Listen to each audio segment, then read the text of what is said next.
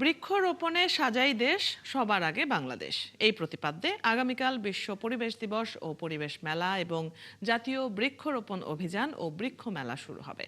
বাংলাদেশ চীন মৈত্রী সম্মেলন কেন্দ্রে এসব কর্মসূচির উদ্বোধন করবেন প্রধানমন্ত্রী তারেক রহমান। বিশ্ব পরিবেশ দিবস ও পরিবেশ মেলা নিয়ে সকালে সচিবালয়ে সংবাদ সম্মেলনে এসব তথ্য জানান পরিবেশ মন্ত্রী আব্দুল আওয়াল মিন্টু। 25 কোটি বৃক্ষরোপণ বলতে আমরা টার্গেট দিয়েছি 32 কোটি।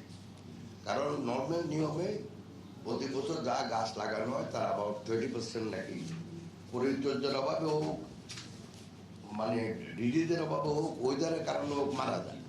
তো আমরা কিন্তু যখন 25 কোটি বলছি, আমরা কিন্তু 25 কোটি মিন করে নেয়। 2 নম্বর হলো আমাদের বিজ্ঞান ভিত্তিক বৃক্ষরোপণ, যে একটা গাছ আপনি লাগাই দিলেন আর বাড়ি চলে যেতেও কোনো লাভ হলো না।